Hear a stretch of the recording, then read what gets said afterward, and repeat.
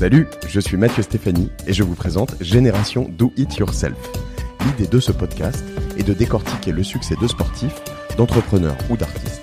À travers des discussions sans filtre, je cherche à découvrir leur parcours, leurs outils et de comprendre leur mode de pensée et leur organisation.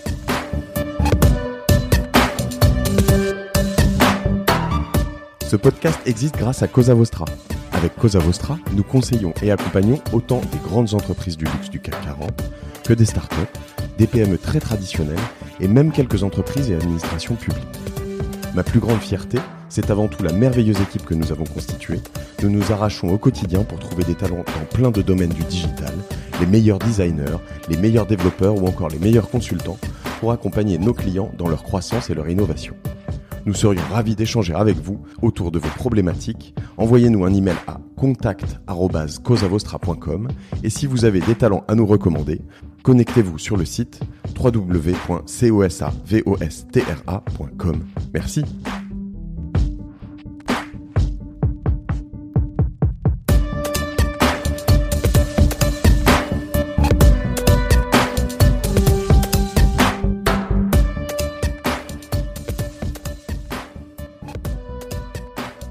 Bonjour, je suis aujourd'hui avec Mehdi Kemiri. Bonjour Mehdi. Bonjour Mathieu. Alors on était en train de dire, je te demandais comment je prononçais Kemiri. Alors tu me dis Kemiri, mais je devrais le prononcer Khmiri, c'est ça? Oui. D'accord, que les Tunisiens qui nous écoutent ne se moquent pas de moi.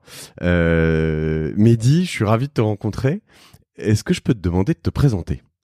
Merci Mathieu, tout le plaisir est pour moi. Donc voilà, moi je suis Mehdi Kemiri, je suis tunisien, je suis actuellement business angel et je suis aussi fondateur et promoteur d'une start-up qui s'appelle Favizon.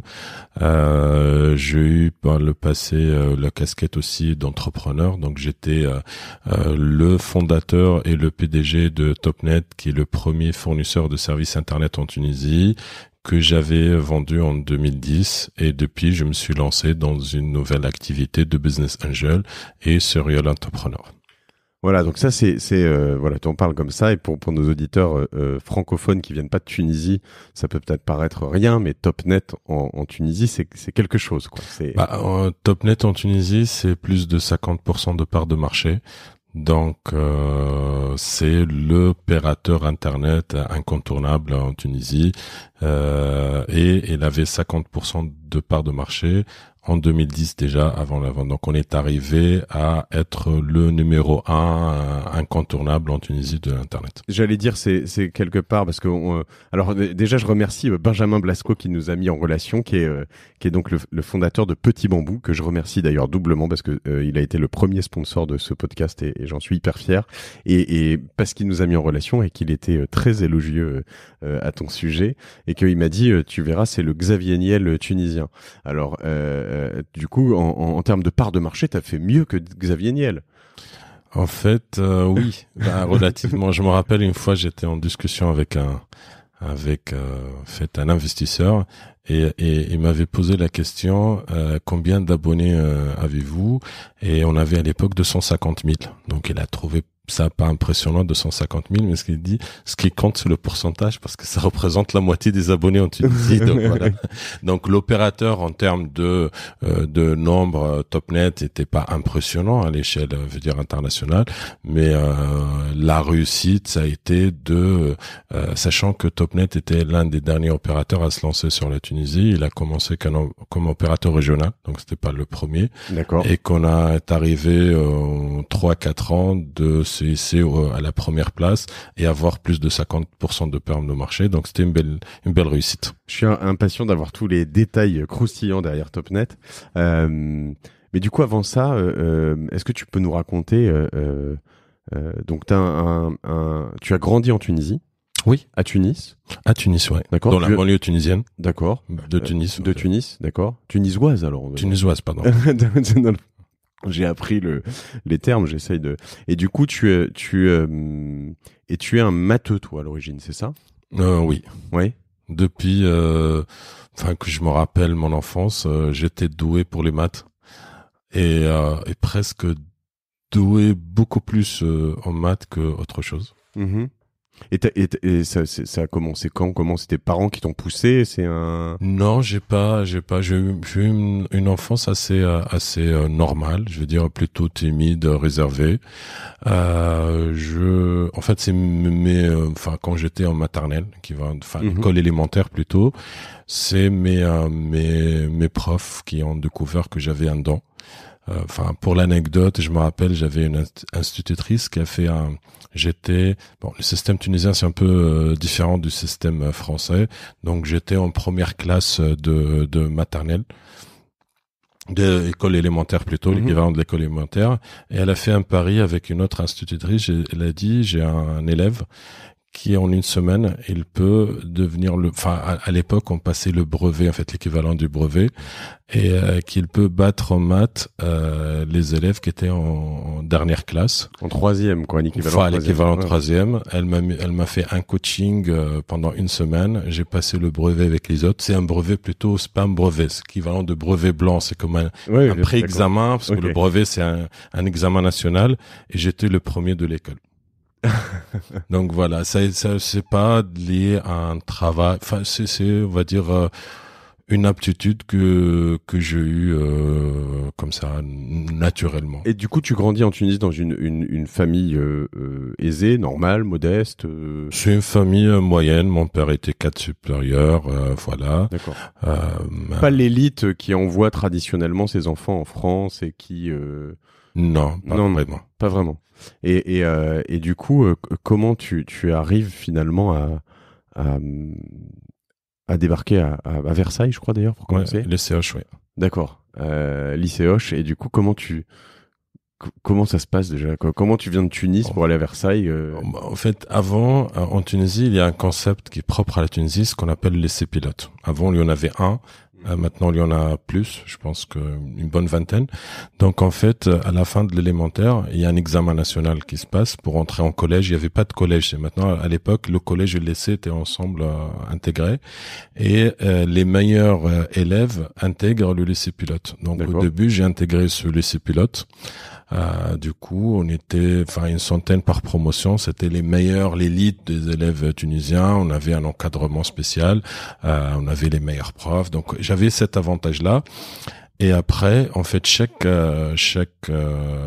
au niveau, la dernière année au bac, chaque année, l'État envoie les 50 premiers bacheliers comme boursiers en France. D'accord. Donc, quand on était dans le lycée, on regardait les aînés, l'objectif était pour moi très jeune d'être parmi les 50 premiers au bac, d'avoir une bourse pour faire les grandes écoles en France et de réussir Polytechnique. Donc mon rêve quand j'étais en première année au collège, c'était d'intégrer Polytechnique, voilà. D'accord, donc très tôt, tu as été biberonné à ça quand même. Voilà, exactement. Donc ça a été mon objectif pendant 7 ans et j'ai réussi à le réaliser. Donc au bac, j'étais parmi les 50 premiers et j'ai obtenu une bourse du gouvernement tunisien pour faire école préparatoire en France. Et donc là, ça se bastonne un peu sur toutes ces personnes pour être dans les 50 premiers. Le niveau s'élève petit à petit. Ouais, c'est assez dur parce que ça se joue à très peu. Je veux dire, entre le 45e et 51e personne, en général, il n'y a pas beaucoup de différence. Donc, c'est un stress. Mais ça m'a aidé après pour la suite, parce que c'était plus compliqué, la suite. Je veux dire, le concours des grandes écoles est encore plus difficile que le bac. Mais dès comme nous, on était dans cet environnement de compétition, c'était toujours l'esprit compétition était présent quand j'étais très jeune. Donc l'objectif d'être parmi les premiers, ce qui m'a poussé à l'esprit d'excellence, je l'avais très jeune. Donc l'idée, il faut être parmi les premiers, il faut exceller pour réussir. Et j'avais pas le choix parce que je rêvais de faire les grandes écoles françaises et mes parents n'avaient pas le moyen de m'envoyer si je n'obtenais pas cette bourse. D'accord. Et du coup, t'as toute cette période où tu te fous quand même beaucoup de pression très jeune Ouais, très jeune, beaucoup de pression, ça veut dire, il y a un examen qui va se passer au bout de la console, Non, mais en fait... ça arrivait à te détendre un peu? Avant la dernière année, on sent pas ce stress. C'est vraiment au niveau l'année du bac où on sent ce stress-là. Ça veut dire ça va se jouer sur une semaine d'examen et il faut pas rater, enfin, le problème, c'est que j'étais pendant toute ma scolarité bon, parmi les premiers, mais j'avais peur d'un accident parce que ça peut arriver. Donc l'idée, c'est qu'il faut pas qu'un accident arrive au bac et j'ai eu la chance de ne pas avoir un accident au bac. Et du coup, à ce moment-là, tu te retrouves. On est dans une autre époque de la Tunisie, c'est-à-dire que est-ce que donc il y a eu une révolution depuis. Ça, c'était en 95. Et du coup, t'es dans une Tunisie qui est. Est-ce qu'il y a un avant-après, tu le sens par rapport à tout ça? Est-ce que ça a changé tout le système éducatif? Est-ce qu'il y avait c'était un État plus autoritaire quand même? Oui, l'État était autoritaire, mais nous, en fait, on sentait pas, enfin, qu'on était très jeunes à l'époque. Moi, mes souvenirs, c'était plutôt, je me rappelle, quand j'étais au lycée, c'est les années 90, il y avait la première guerre du Golfe, il y avait des émeutes, il y avait des policiers partout. Le lycée était au centre-ville, donc c'était un peu loin de chez moi. Donc, mes souvenirs, c'était, c'est vrai, présence policière et en fait, beaucoup ce genre d'événements. Mais de l'autre côté, on était le seul lycée à Tunis qui n'a pas fait grève. Donc, du coup, je me rappelle à l'époque, il y avait des policiers qui sont arrivés devant le lycée pour l'encadrer. Après 2 jours, ils sont partis. Parce que D'accord. On était tous sages, on était concentrés sur les études et personne n'a fait de trouble à cause de ceci, alors que c'était plutôt assez beaucoup de problèmes au niveau de tous les lycées. Il y avait même à l'époque des morts, il y avait des interventions de la police qui étaient un peu musclées. Donc c'était un peu la bagarre un peu partout, sauf dans notre lycée. Une petite cocon, une petite bulle de tranquillité, quoi. Voilà, exactement. Et du coup, tu débarques en France, du coup, en quelle année? T'es en quoi, 95? Je débarque en 95, septembre 95 exactement. T'étais déjà venu? Non, c'est la première fois. D'ailleurs. Et tu viens sans tes parents? Je suis arrivé tout seul. Je vais raconter quelques anecdotes. 18 ans? J'avais 18 ans, ouais. En arrivant à Paris, c'était la première fois, j'ai pris le métro, je suis arrivé directement, l'RER, je suis arrivé directement à Versailles. Ouais. J'avais demandé le chemin pour aller au lycée Hoche. Ils m'ont indiqué l'inverse. Donc, je suis arrivé au château de Versailles. Je me suis dit, c'est sympa, mon lycée. Il est grand, joli. Et, j'ai essayé de rentrer au château de Versailles avec mes valises en cherchant le lycée Hoche. Donc c'était la première fois que je voyage de Tunisie en fait. D'accord. Je suis jamais voyagé avant de partir en France. D'accord. Donc tu débarques et dans tes 50 amis qui ont eu leur bourse, enfin amis non, 50 Tunisiens d'ailleurs, parce que t'en connais peut-être un ou deux, mais il y en a aucun qui débarque avec toi ou t'es pas. Voilà. Si, on s'est retrouvés en fait. Après. On s'est retrouvés, je pense au lycée Hoche, on était par promotion, parce qu'il y avait Mathsup, Mathsp, on était 5 ou 6 Tunisiens, donc je me retrouve avec 10 Tunisiens. Et la spécificité de lycée Hoche que je savais pas avant, parce que j'avais choisi lycée Hoche parce que il était parmi les meilleurs lycées. Ouais. Mon premier choix était Louis-le-Gourand, mais j'avais pas ce choix-là, donc c'était mon troisième choix. D'accord. À lycée Hoche. Et la particularité de lycée Hoche, c'était que l'internat était fermé.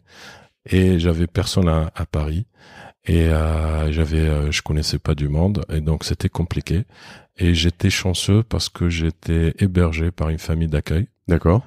Que je salue vivement et en fait tu peux nommer d'ailleurs s'ils écoutent un jour, mais c'est la famille Luciani. D'accord. Des Corses. Des Corses, oui. Ah. D'accord, c'est vrai. Des Corses. Donc François Luciani, c'est un très bon ami. Il était dans ma classe et ses parents étaient très gentils. Ils m'ont accueilli pendant 2 ans. Ils m'ont aidé à me concentrer pendant 2 années et réussi. Et une grande part de ma réussite, c'était grâce à eux parce qu'à un moment, je me suis retrouvé seul à Paris sans les moyens pour avoir un hôtel pendant le week-end et sans famille ici. Oui. Et j'ai eu, eux, étaient ma deuxième famille.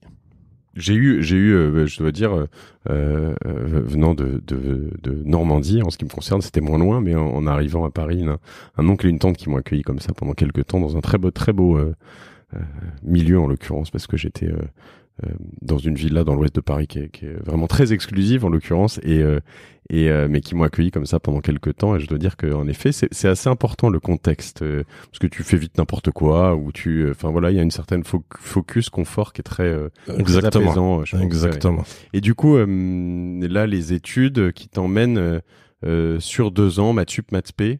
Grosse charge de travail. Là, tu te retrouves avec une confrontation ou en tout cas c'est pas des ennemis, mais en tout cas des compétitions avec des élèves qui sont alors principalement français, j'imagine. Un niveau qui est très exigeant, peut-être pas plus que en Tunisie, mais la guerre pendant 2 ans. En fait, c'était très dur parce que le rythme de travail, c'était sans exagération 12 à 14 heures de travail par jour. Ouais. Comme je viens d'un lycée spécial où on travaillait plus que l'habitude, donc j'étais habitué à ce rythme-là. On faisait beaucoup de maths et physique. Moi, je me retrouvais plus parce qu'on avait, les maths et les physiques. Les physiques, il y a beaucoup de maths derrière. C'était ma matière préférée. Donc, j'avais une aisance. J'étais parmi les premiers même en prépa. D'ailleurs, j'ai raconté une anecdote parce qu'en général, les Tunisiens, quand ils arrivent dans le lycée, c'est pas évident, surtout avec la distance, ils commencent par des mauvaises notes. Et à l'époque, quand on était en prépa, en spé, ça s'est passé en spé, chaque samedi, on passait un examen en fait. Et l'examen, c'était un ancien concours d'une école. Donc on passait les 4 heures de maths. Et en général, ce concours-là, il existe dans des manuels. Donc D'accord. ça arrive que en travaillant chez soi, on a travaillé un examen, qu'on va le retrouver et du coup on peut avoir une bonne note parce qu'on l'a déjà travaillé, on a vu la correction. Donc là, mon premier examen de maths, j'ai une bonne note. Donc avant de me rendre la copie, mon prof m'avait demandé si j'avais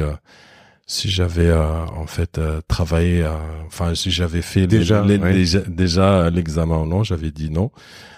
La deuxième fois, il m'a posé la même question. La troisième fois, il m'a posé la même question. Après, j'avais passé un oral avec lui. Et après, à la fin on passait 1 heure de colle. À la fin, il m'a dit, Mehdi, c'est uniquement maintenant que je te crois. D'accord. Donc, j'avais une facilité avec les maths et c'était mon point fort.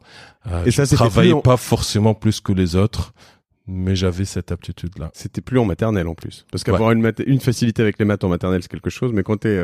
Non, mais c'est la même facilité que j'ai gardée après, voilà. Non, mais tu pourrais te dire que dans ce genre de classe, tout le monde a des facilités avec les maths. Tu vois ce que je veux dire. Et t'arrives à un certain niveau où finalement, peut-être qu'il faut avoir... Voilà, je dis pas que j'ai travaillé plus que les autres. J'ai pas travaillé moi. J'ai travaillé autant que les autres. D'accord. Et j'étais bien classé par rapport on était une quarantaine. J'étais toujours parmi les 5 premiers. Et donc, quand tu débarques à l'X, à Polytechnique, derrière, donc tu atteins ton objectif, mais là pour le coup t'es que avec des gens qui ont des ultra facilités avec tout ou même pas, là tu crois encore? Ouais, donc chaque fois, déjà quand on arrive en prépa dans un grand lycée comme lycée Hoche, il y a toujours les meilleurs, donc le niveau est très élevé. Quand on arrive à l'X, le niveau est encore plus élevé, mais on n'a plus l'avantage, c'est qu'on n'a plus le stress de la compétition parce qu'il y a plus de compétition. Après, c'est là où on s'ouvre à la vraie vie. T'es rentré quoi. Voilà, notre objectif c'est pas avoir la bonne note, c'est bon, on est rentré. Là, notre objectif, c'est d'orienter notre carrière, d'apprendre, de découvrir le monde, de s'épanouir, et on passe à autre chose. Donc voilà, la relation, c'était pas la même avec les autres, c'était plutôt une relation de camaraderie. Voilà, il n'y a plus la compétition qui aura la meilleure note en maths. Tu deviens militaire? Non, j'étais étranger. Donc, les étrangers sont pas militaires? Non, on passe directement à la 2e année. Du coup, moi, j'ai biseauté mes camarades qui étaient avec moi en prépa. Ah, c'est bon, ça, je savais pas. C'est l'avantage d'être étranger. Les militaires, donc polytechniciens qui arrivent français, ils font une année de militaire. Et les étrangers passent directement 2e année. Par contre, on nous a entraînés pour faire, la marche militaire, et j'avais fait le défilé du 14 juillet. D'accord. Très bien. Tu t'es quand même retrouvé à chanter la Marseillaise une paire de fois, quoi. Non, il fallait juste garder le rythme, pas se tromper. D'accord. Voilà, on s'est entraîné toute l'année. En fait, il y a pas mal de cérémonies militaires à l'école, donc ils nous entraînent. Les autres, ils avaient fait leur année militaire, donc ils savent, voilà, comment faire les cérémonies. Donc ils nous ont entraînés. Et voilà, on n'était pas vraiment militaire, mais on s'entraînait au moins à faire les parades militaires. Le costume, le sable, le chapeau, t'as toujours ça chez toi. Exactement. Ah, c'est sympa. Très bien. Et donc là, tu t'as donc 3 années? Non, 2 ans. 2, puisque je fais fais la pas première. D'accord. Exactement. Très bien, c'est bien, ça accélère un peu le process, quoi.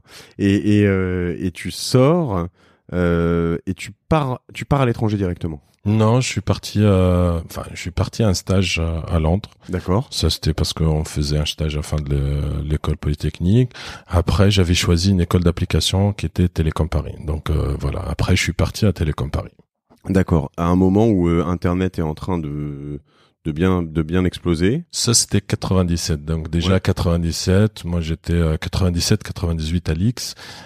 En 98, je commençais à réfléchir comment orienter ma carrière. Donc, en général, il y a pas mal de gens qui étaient attirés par la finance, des gens qui étaient attirés par la recherche. Et moi, ma vocation à l'époque, c'était les startups. Donc, ça commençait, c'était le lancement de Google 98, c'était le début des startups. Et je me suis dit, ce que je veux faire, c'est être dans cet environnement-là de startup. Et c'est pour cela que j'avais choisi Télécom Paris. D'accord. Et donc tu fais combien de temps Télécom? 2 ans. 2 ans de plus. Et tout ça pour donc du coup après cette fois-ci aller aux États-Unis, je crois, non? En fait, j'avais fait la première année. Ouais. Et la deuxième année, on devait faire un stage. Ok. Et le stage, je voulais le faire à l'étranger, au Silicon Valley. Et je suis parti là-bas. Et en fait, on passait un stage de 6 mois avec la possibilité de prolonger. En fait, on pouvait avoir le stage autant qu'on voulait. Donc, je suis parti là-bas. J'étais encore étudiant. Il me restait encore un trimestre. Et l'objectif, c'était de faire un stage lent ou continuer aux États-Unis. D'accord. Silicon Valley. Oui, Silicon Valley, oui, exactement. D'accord. La découverte, le grand bain, non? Comment c'était facile parce qu'à l'époque, c'était en 99. C'était plutôt 2000. Ouais. 99-2000.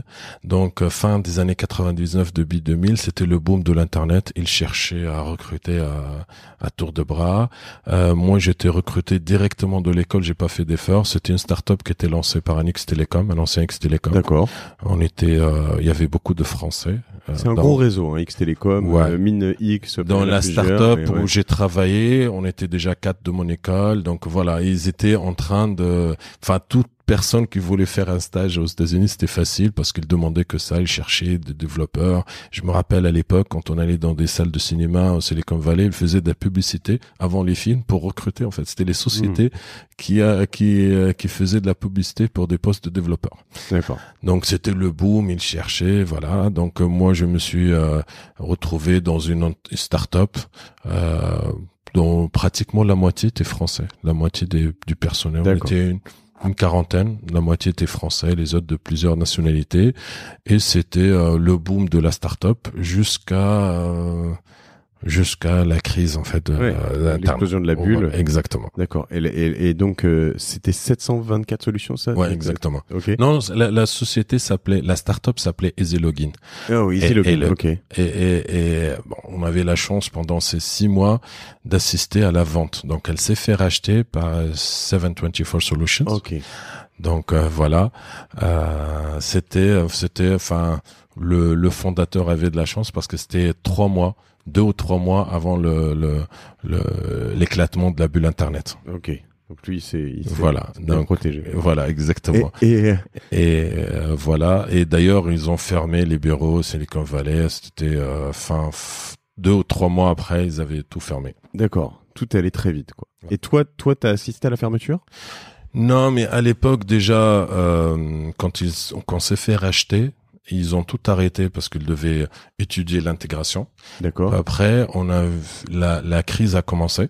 Et toi, t'étais ingénieur à ce moment-là? Tu faisais du dev? Ouais, j'étais ingénieur, oui, bien sûr. Du développement soft? Soft, ouais, exactement. D'accord. Et la crise a commencé, donc on voyait des gens qui commençaient à être virés de la société. On entendait les échos des sociétés qui commencent à fermer et des gens qui commencent à être licenciés. Donc j'avais compris, parce que mon objectif c'était de continuer au Silicon Valley, j'avais compris que il y avait pas beaucoup d'ambition en fait Pour les plus jeunes, hein, je le rappelle parce que il y en a qui avaient peut-être 5 ans qui nous écoutent à ce moment-là. Hein, en 2001, il y a eu une grosse crise, donc ce qu'on appelle la bulle Internet, avec beaucoup de sociétés qui étaient surcotées. Et donc, on en a parlé plusieurs fois dans ce podcast, mais toutes les sociétés, les dot-com comme on les appelait à l'époque, qui avaient levé beaucoup d'argent en espérant que Internet se développe, mais en espérant que ça se développe trop vite par rapport au développement réel qui s'est effectivement passé par la suite, et ben se sont crachés et donc du coup ça a été un vrai carnage en termes d'entreprise, un nombre de fermetures incroyable, et tout ça a été hyper violent parce que c'est arrivé en quelques semaines, quelques mois, et en tout cas en l'espace de 6 mois c'était un cimetière phénoménal. Exactement, c'est l'équivalent de la crise 2008, mais dans ce qui s'est passé dans les finances en 2008, ça s'est passé dans les sociétés d'IT et les startups en 2001. Exactement. Sachant que à l'inverse, en 2008, les sociétés d'IT et les startups ont quand même eu des problèmes parce qu'elles ont eu du mal à se financer, mais elles ont eu moins de problèmes que dans d'autres secteurs parce que ça restait quand même un secteur porteur. C'était revenu, je dirais qu'on a peut-être moins vécu la crise que 2008 que dans certains secteurs, en particulier la banque. Il faut savoir que le licenciement aux États-Unis, c'est très violent. Hein. Moi, on était avec, par exemple, des camarades quand ils arrivaient au bureau. Bon, nous, on était stagiaires, donc on n'était pas concernés, mais je me rappelle notre directeur commercial, il arrivait le matin dans son bureau, il a trouvé 2 vigiles qui l'ont demandé de ne prendre rien du tout et de descendre tout de suite parce qu'il était viré. Donc ça se passait comme ça aux États-Unis. Ouais, tu laisses ton téléphone, ton ordi. Il n'y a pas de loi de travail là-bas, c'est du jour au lendemain et c'est très très violent. Et donc voilà. Donc j'avais compris qu'il n'y avait pas beaucoup d'opportunités aux États-Unis. Mon rêve, c'était de travailler dans des startups et de développer des startups après. Donc voilà. En France, de l'autre côté, la crise, il y avait la crise. Donc à l'époque, le recrutement baissait, gel des salaires dans le domaine de l'IT et des startups. Problème de financement aussi pour les startups françaises. Beaucoup enfermés. Donc de l'autre côté, soit pour moi les alternatives, soit revenir en France pour travailler dans les domaines classiques, conseil, tout ça, ou dans des grandes entreprises, ce qui était jamais ma vocation. Parce que je sens que tu as quand même un profil hyper sexy du coup, parce qu'à ce moment-là, X Télécom, petit passage au Silicon Valley, quand même ça plaît aux employeurs, j'imagine. Exactement, mais c'était pas des postes qui me faisaient rêver. Me lancer dans une start-up avec la crise, c'était impossible en France. Donc j'ai commencé à regarder la Tunisie, parce que je me suis dit, si je rentre pas en Tunisie, Tunisie, l'économie était naissante, il y avait un boom à l'époque. Donc si je rentre pas maintenant en Tunisie, peut-être je rentrerai jamais. Ça fait 5 ans que tu étais parti, 6 ans, 5-6 ans? On est en 2000, 2001? 6 ans, oui. 6 ans, exactement. Et du coup, t'es revenu beaucoup, un peu, comment ça se passe? Je revenais pendant toutes les vacances. Toute ma famille était là-bas. Donc les vacances, à part les périodes où j'avais des stages pendant l'été, je rentrais régulièrement. Donc je passais tout l'été là-bas et je passais une bonne partie de mes vacances en Tunisie. D'accord. Donc à l'époque, je regardais un peu ce qui se faisait en Tunisie. Et il y avait un appel d'offres pour lancer des opérateurs Internet dans les régions. Ce qu'avaient les opérateurs à l'époque était qu'à Tunis. Et j'ai regardé un peu les chiffres en termes de taux de pénétration, les prix. Et à l'époque, j'étais aux États-Unis et c'était une différence énorme. Et j'ai vu le potentiel. La Tunisie était très en retard par rapport en termes de pénétration d'Internet, d'usage. Et je me suis dit, là, c'est une opportunité pour développer ce business-là. Sachant que t'as pas une formation business quand même, si? Non, j'avais pas de formation business, un petit peu parce qu'on fait un peu de comptabilité, un peu de sciences humaines. J'ai fait ça à l'école polytechnique ou à Télécom Paris, mais il n'y avait pas forcément une formation business, pas du tout.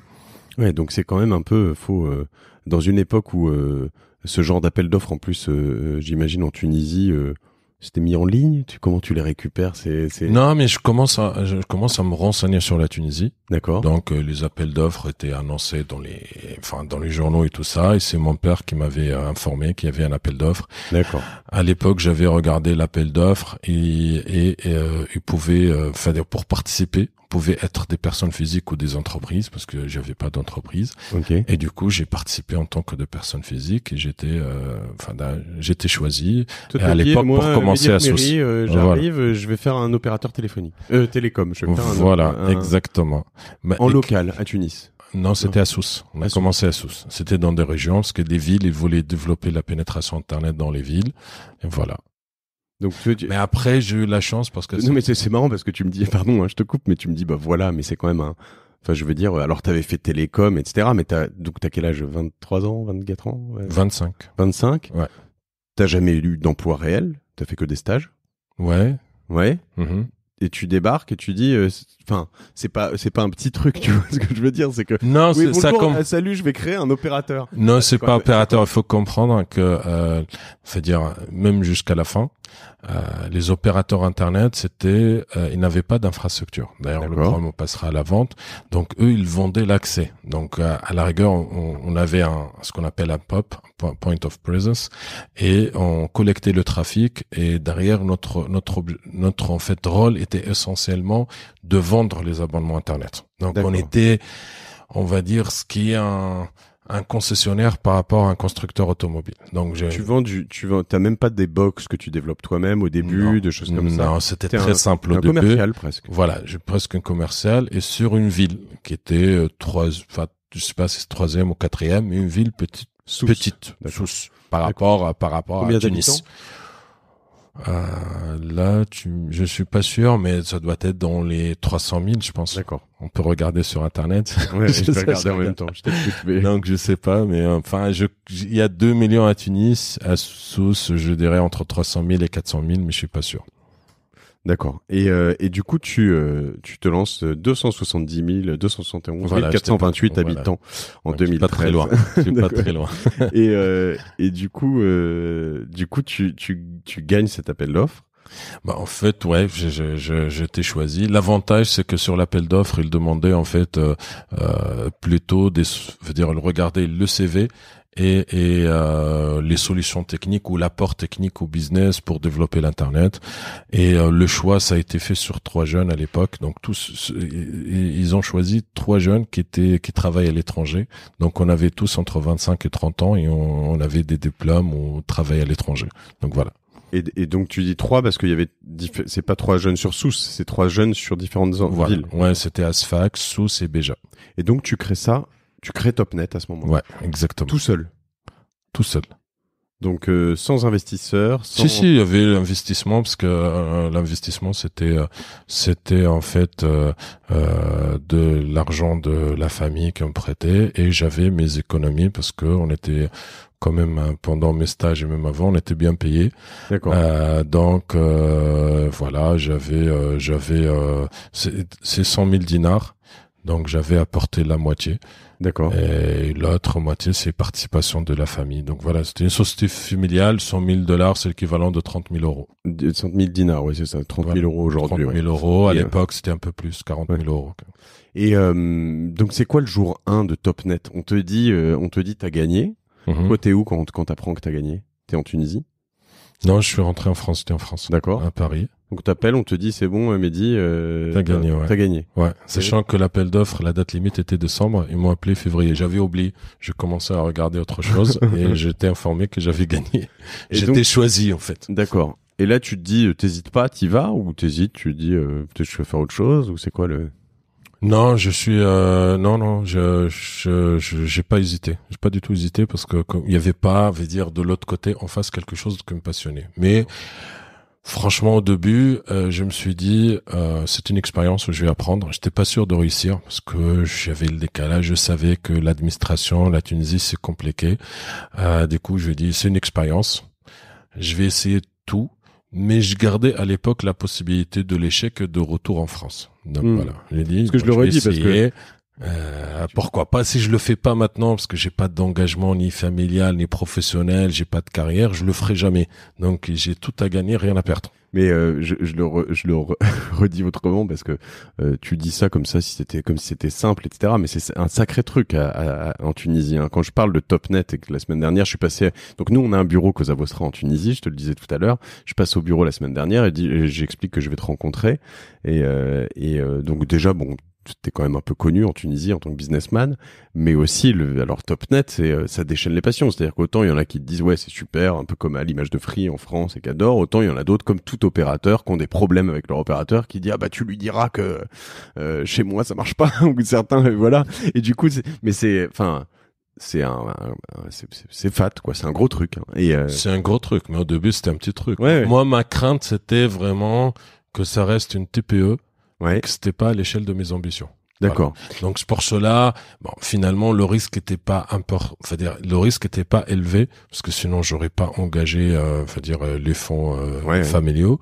Mais ma crainte c'était de finir dans une TPE avec à gérer le quotidien, le problème j'avais des grosses ambitions. Par rapport à mes diplômes, mon parcours et tout ça. Donc voilà, j'avais cette crainte-là parce qu'en fait, la non-réussite, pour moi, c'est équivalent à un échec. C'est pas vraiment l'échec dans le sens faillite, mais l'échec, pour moi, la non-croissance, c'était un échec en lui-même. Mais du coup, là-dessus, je voudrais voir vraiment tout le début parce que ça m'intéresse. Comment t'arrives de ce jour-là où tu apprends ça à ce que c'est aujourd'hui, à ce que t'as vendu en 2011. Mais du coup, tu débarques à Sousse, t'ouvres un bureau. Voilà. Tu recrutes quoi? Tu crées une marque? Vous commencez à 2, à 10, à 50?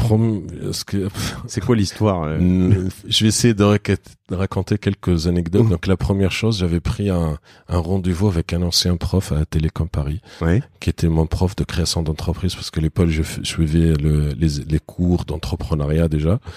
Et je lui ai dit, je pars en Tunisie pour créer ma boîte. Je suis un peu stressé par rapport à ça. Je voulais avoir du conseil. Et il m'a dit, j'ai pas de conseil à te dire, mais je vais dire, il y a 3 raisons statistiquement pour l'échec d'une entreprise. Si tu fais gaffe, tu devrais réussir. La première, c'est que les associés ne se mettent pas d'accord. Donc voilà, comme mes associés, c'était ma famille, on a gardé des bonnes relations pendant tout le parcours. La deuxième, il faut pas croître très rapidement. Donc j'ai essayé de contrôler, même si on avait des ambitions. Topnet, c'est un gros truc, mais depuis 2001 jusqu'à 2010, ma départ, on a fait 100% de croissance. On n'a jamais fait de 300, 500, on n'a jamais fait moins. Donc en fait, on est arrivé gros parce qu'on avait une croissance qui était stable, qui était bonne mais stable, pratiquement doublé de chiffre d'affaires tous les ans. D'accord. D'une manière stable. Et le troisième point, ça a été, si je me rappelle bien, voilà, il faut travailler à avoir les moyens financiers de l'entreprise. Et donc, c'était mon souci du premier jour jusqu'à la fin, c'est avoir les moyens financiers pour réaliser nos ambitions. C'est-à-dire pas être short of cash, quoi. Voilà, c'est important. Ça, c'est les 3 raisons. La trésor, quoi. La trésor, c'est le troisième. Voilà, je m'attendais que ce soit le premier, mais c'était le troisième raison d'échec des entreprises. Et après, je suis parti à l'époque, j'oublie lequel, mais enfin, je pense que je suis parti à la Fnac pour acheter le best-seller en marketing, le best-seller en RH, le best-seller en communication. Le marketing pour les nuls. Voilà. Non, j'allais voir rubrique par rubrique, il marquait les best-sellers. J'ai acheté 7 ou 8 bouquins. C'était les best-sellers dans toutes les disciplines de gestion que je connaissais pas. T'as bachoté, quoi. Voilà. Et j'ai passé des mois à lire. Surtout au début, c'était lent avec l'administration pour le commencer. Ouais. Parce qu'on a commencé en septembre 2000. Je suis rentré en Tunisie en mars 2011 et on a commencé en septembre. Et pendant 6 mois, j'ai bouquiné en attendant 2001, pardon. Ouais. 2001, excuse-moi. Donc pendant tout ce temps-là, je lisais des bouquins pour apprendre à devenir manager. D'accord. C'est assez marrant. Donc t'as appris, mais bon, c'est la suite logique aussi des gens qui ont fait pas mal d'études, d'être capable d'auto-apprentissage et de. Exactement. D'accord. Et ça t'a servi, tu dirais. Aujourd'hui, moi, je recommande par exemple à tous mes employés, on leur donne des primes pour faire des MOOC. Nous, on est à fond dans l'auto-apprentissage. Moi, j'y crois à fond, mais c'est quoi avec le recul? En fait, moi, j'étais jeune, j'avais 25 ans, mais par contre, j'avais beaucoup d'ambition. Et quand j'ai commencé, vous m'avez dit comment vous avez recruté, j'avais pas beaucoup de moyens. Donc, je pouvais pas recruter un super directeur technique, un super directeur marketing. Donc, j'avais recruté que des gens qui sont sortis d'école. Donc, c'est leur pratique. Une bonne partie sont toujours des directeurs chez Topnet et c'était leur premier boulot, comme moi. Mais des gens qui avaient beaucoup d'ambition et doués. Donc voilà. Donc on a commencé tous à apprendre ensemble. Combien? On était 5 personnes au début. D'accord. Donc si on a commencé, 5 donc eux, ils personnes. sortaient d'école à Sousse, par exemple. Enfin, c'était Voilà, pas aller les chercher de il y en Tunisia a qui avait un, fait, mon directeur technique, qui sortait de Polytechnique Tunis. Voilà, il y en a. Enfin, ça dépend. Des écoles à Sousse, des écoles à Tunis. Mais voilà, tous c'était pratiquement leur premier boulot parce que j'avais pas le moyen de recruter des gens expérimentés. D'accord. Et du coup, tu crées la marque Topnet directement. Ça s'appelle Topnet dès le début. Oui, dès le début, ça s'appelle Topnet. D'accord. Et donc en septembre, bon, tu fais à quoi? l'époque, beaucoup de gens me disent que Topnet c'est pas un super nom. Bon, quand je l'ai choisi, j'étais pas à l'époque très bon en marketing, mais bon, après, on l'a gardé. Mais bon. Ça reste, je sais pas, moi je l'ai toujours retenu. Voilà, même le logo qui est toujours le logo actuel, je me rappelle, ça a été fait par un stagiaire chez nous qui est passé pendant un mois, qui nous a fait le logo parce qu'on n'a pas voulu, on pouvait pas investir pour un logo créé par une agence de com. C'est pas bien ça, tu fais pas la promo des gens Non, qui sont non, professionnels. Non, pour dire à quel point c'est pas un super logo, mais après, quand on avait les moyens, c'était tellement connu qu'on n'a jamais osé. On a tenté plusieurs fois de changer de logo, mais on n'a jamais osé le faire. Et du coup, en septembre 2001, alors en plus quand même mois un peu compliqué, en septembre, un peu à la con, parce qu'en septembre 2001, il y a quelques événements qui se passent un peu compliqués, j'imagine, qui ont perturbé aussi pas mal le monde, la consommation, etc. Toi, tu débarques et tiens, j'étais en Tunisie, moi, figure-toi, le 11 septembre 2001, en tout cas, je m'en souviens, puis c'est une date qui nous a marqué. Mais tu lances ton projet, enfin, tu lances Topnet, et tu vends des connexions à Internet à des habitants de Sousse. C'est exactement. T'es pas du tout à l'époque, c'était pas de la fibre ni du, non, pas du tout. C'est du modem, RTC ou le modem téléphonique, accès téléphonique. D'accord. Voilà.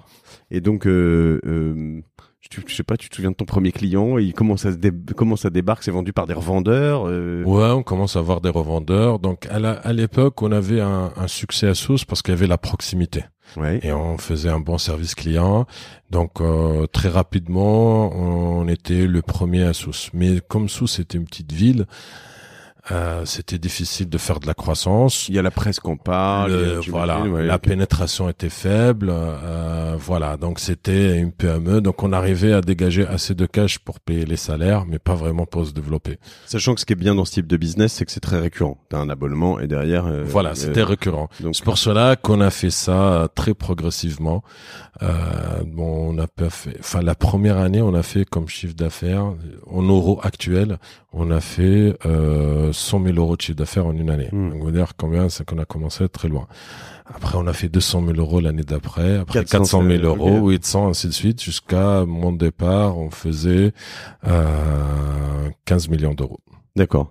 Très bien. Et du coup, depuis, ils ont dû bien augmenter s'ils continuent à 100%. Exactement. Et c'est là où c'est intéressant, parce qu'en effet, sur ces business, t'as un taux de marge, un taux de rentabilité qui est assez stable aussi, sauf si tu investis toi-même dans tes infrastructures.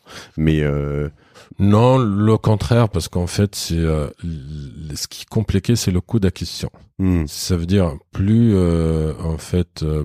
on grandit, plus on investit. Oui. Parce que la bataille se fait sur l'acquisition. Donc en fait, un abonné, on n'y gagne pas la première année, peut-être moins la deuxième année. Il faut à partir de la troisième année qu'on gagne. Donc plus on a d'abonnés, plus on va dépenser et que on peut rentabiliser à long terme que si on fait des leases. Donc il y avait deux batailles. La première, c'est l'acquisition et la deuxième, c'est qualité de service pour fidéliser les personnes. Parce que du coup, en effet, tu dois t'assurer qu'un client que tu payes cher, parce qu'on parle d'un coût d'acquisition, hein, donc tu payes un certain prix, entre guillemets, un prix moyen en communication avec ton infrastructure. Si tu lises tous les coûts, tu sais quel est ton coût d'acquisition. Et du coup, là-dessus, tu sais que tu le rentabilises en année 3. Et donc, du coup, tu dois t'assurer qu'il reste 3 ans. Parce que tout client qui part au bout de 18 mois, il t'a fait perdre de l'argent. C'est une perte sèche, ouais, c'est clair. D'accord. Et du coup, tu arrives à voir quel est sur les années, ton churn, en tout cas, le nombre de gens qui s'en vont. Oui, exactement. Le problème à l'époque, en fait... Sachant que, pardon, excuse-moi, Mehdi, mais... t'es pas sur tes infrastructures, donc en plus c'est compliqué parce que s'il y a des coupures ou des choses comme ça, tes clients ils sont pas contents, mais c'est pas de ta faute. C'est ce que t'as dit tout à l'heure, parce que les gens ils disent que, enfin pas mal de gens en Tunisie disent qu'ils ont des problèmes avec Topnet. Je me rappelle une fois, il y a le ministère des Télécoms qui m'appelle et qui me disent ils ont fait une enquête, ils sont pas très satisfaits de Topnet parce que 50%, ils ont fait une enquête de qualité en général, ils ont dit qu'il y a 50% des personnes en Tunisie qui ont des problèmes avec Internet sont chez Topnet. J'aurais dit c'est normal parce que 50% des clients sont chez Topnet. Ils ont tous sur la même infrastructure Télécom, donc on a tous la même qualité. Non, mais en plus, attention, je disais pas ça, je disais juste que ça déchaînait les foules autant en plus qu'en moins. C'est-à-dire que c'était très connu, mais en effet, comme c'est très connu, il y a au début, c'était pas très connu. Le problème, c'est qu'au début, quand on a commencé avec les connexions téléphoniques, on arrivait avec 4 ans de retard sur les premiers qui étaient installés, bien connus, et on arrivait avec une technologie, on pouvait pas innover, donc la technologie ancienne, qui était déjà très lente, parce que la connexion c'est 56 kilos, donc il y a peut-être des gens très jeunes qui connaissent même pas le kilo, c'est quoi communauté. C'était les petits modèles qui faisaient les petits bruits. Exactement. Donc c'était difficile parce que on n'avait pas d'argument devant le client pourquoi aller choisir, parce que on était une petite structure, donc on avait un argument à source parce qu'on n'avait pas la proximité, on avait cette proximité là, mais pour aller par exemple à Tunis dans une autre ville, on n'avait aucun argument de vente. Et paradoxalement, en fait. Donc jusqu'à 2004, on est resté très petit. Et le boom, on était très petit, mais on avait plus de moyens, en fait, parce qu'on grandissait les 100% de croissance. Comment tu vas battre les autres? Pourquoi? Parce que comment t'arrives à aller choper 50%? Les autres sont des buses ou vous êtes super fort? Comment t'arrives à, tu vois, alors que t'es pas sur ton infrastructure, pardon, Non, parce que le problème au début, c'était notre retard. On n'était pas connus, il avait plus de moyens. Et en 2004, il y avait le lancement de la DSL en Tunisie. D'accord. Et là, j'ai réuni toute mon équipe. J'ai dit, c'est une nouvelle technologie. Les cartes vont être redistribuées dès le début. Et si on cartonne au début, on va continuer à cartonner. Les autres, ils ont 0, comme toi, quoi. Voilà, ils avaient de l'avance sur nous. Là, tout le monde commence au starting block.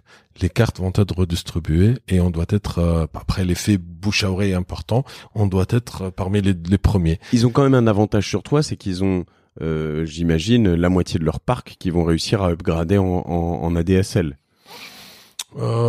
C'est pas vraiment, parce qu'ils avaient aussi un inconvénient, parce que les gens ils avaient pas une bonne expérience dans la connexion ATC et ils comprenaient pas que c'est à cause de la technologie ou à cause de l'infrastructure de câbles. Ils disaient que c'est de la marque. D'accord. D'ailleurs, dès le premier jour, on avait quelque chose, ce qu'on avait en fait l'accès tous sur une interface de Tunis Telecom. On voyait nos résultats. D'ailleurs, eux, ils croyaient pas à ces résultats-là. On avait un accès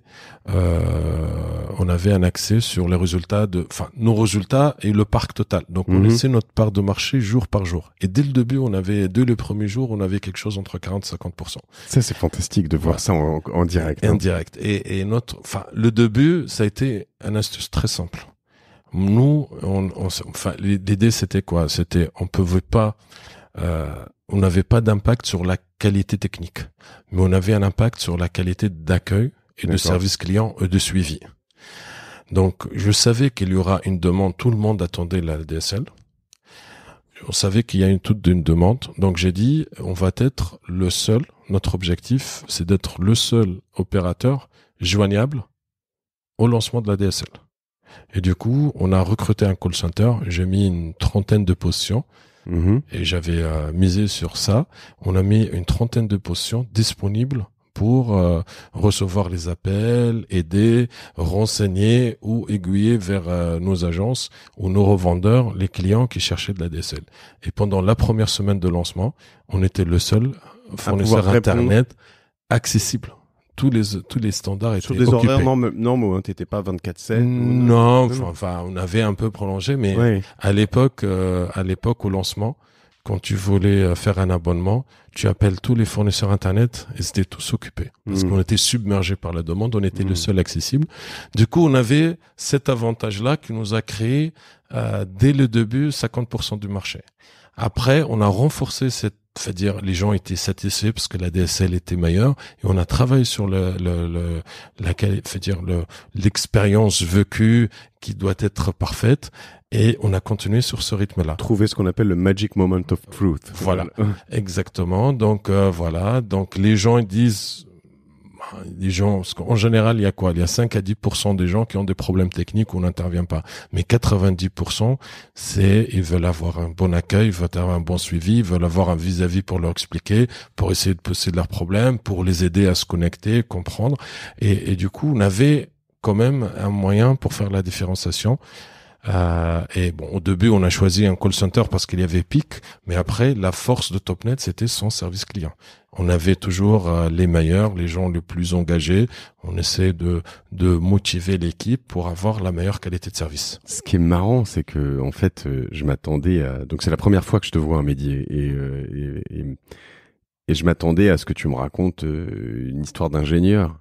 En fait, c'est vraiment une histoire de business. Enfin, c'est du marketing, c'est du service client, c'est du DRH, c'est il y a beaucoup de maths derrière dans le service client. C'est de la planification, c'est de l'analyse de données, c'est de l'analyse des problématiques, c'est des process, amélioration de process. T'arrivais à voir combien de coups de téléphone n'étaient pas répondus, qu'est-ce que t'arrivais à quantifier de la data. C'est des planifications de ressources, c'est des améliorations de systèmes d'information pour pouvoir gérer. La data comme ça. Pas un malade de la data, mais la data, je pense que mon esprit matheux m'a aidé à faire la différenciation par rapport aux concurrents. D'accord. Donc, service client au même marketing, on a l'impression que c'est quelque chose plus, c'est peut-être plus du management, du RH que du scientifique. Et il y a beaucoup de science derrière, il y a beaucoup de data derrière. Tout en étant capable de pas être trop, ce que je définirais comme un nerd, quoi. C'est-à-dire, tu vois ce que c'est un nerd, enfin, il y a certains matheux ou ingénieurs qui sont complètement tellement dans un monde à part que ils n'arrivent pas à percevoir, à relier la data au monde réel. Je veux dire, là, tu as réussi quand même à faire quelque chose, à te dire, si je veux que mes clients soient satisfaits, ça c'est le monde réel, il faut que dans la data, j'ai plus de gens qui répondent dans les temps, qui répondent positivement, qu'il y ait des interventions, que tu vois ce que je veux dire? Oui, exactement. Parce que moi, dès le début, l'idée, c'était de créer un modèle. D'ailleurs, je fais même en communication, créer un modèle où on a un coût d'acquisition dès le début. Tout était chiffré dès le premier jour. On a un coût d'acquisition qui était maîtrisé. Et derrière, on a une durée de vie et une qualité de service. Durée de vie, ça veut dire un taux de churn, c'est l'inverse. Un taux de churn inférieur à un certain. On avait l'objectif un taux de churn inférieur de 8%. Donc le churn, le taux de churn, c'est le nombre de personnes qui se désabonnent tous les ans. Voilà. Donc 8% de tes abonnés partaient. Voilà. Et après, tu avais ce que tu appelles une customer lifetime value, c'est ça? Donc c'est l'inverse. Donc on avait 12 ans en moyenne. Les clients restaient chez nous 12 ans. 12 ans en moyenne, parce que il y a 8%. Oui, bien sûr. C'est l'inverse. C'est l'inverse donc si 12 ans. C'était 10%, ce serait voilà, donc, voilà. Et on avait un coût d'acquisition qui était à peu près un an d'abonnement, l'équivalent d'un an d'abonnement. Et à partir, on avait d'autres coûts. À partir de la deuxième année, on commence à être rentable.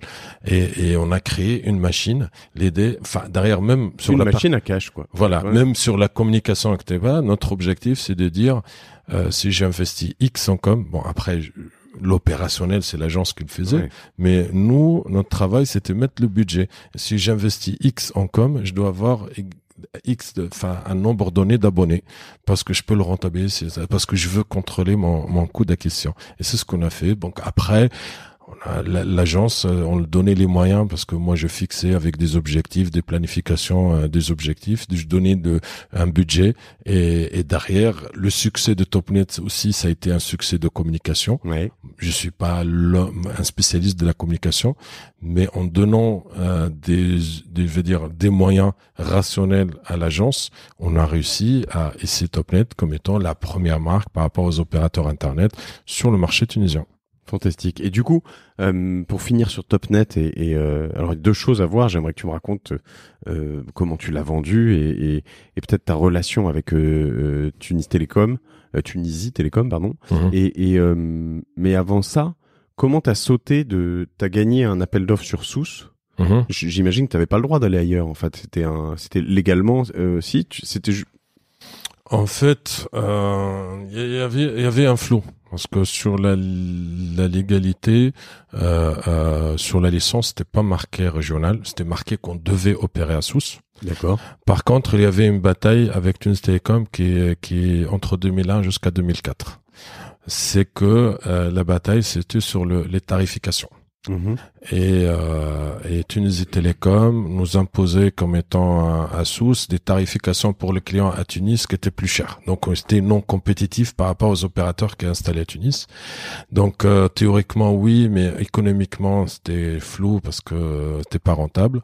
Donc on est resté plus ou moins, on a demandé l'arbitrage du ministère qui est resté la décision a été prise 2004 heureusement avant le lancement de la DSL et ça a été tranché que le prix devait être indépendant de la distance et donc tous les opérateurs avaient le même prix et c'est là qu'a commencé le boom en fait de Topnet. Ce qui est pas si évident parce que c'est pas que la Tunisie. Là, je parle de, tu vois, tu lis les bouquins de Richard Branson, Losing My Virginity, qui est un super bouquin pour ceux qui l'ont pas lu, qui est un peu vieux maintenant mais très intéressant. Il raconte par exemple ces épisodes sur Virgin Atlantic et toutes ces Virgin Airlines, enfin ces compagnies aériennes et ces batailles contre British Airways qui pourraient être comparées en Angleterre à Air France évidemment, et où quand t'es hégémonique dans un pays comme Air France en France, British Airways en Angleterre ou France Télécom désormais Orange ou Tunisie Télécom en Tunisie, je veux dire t'as des taux des points d'influence,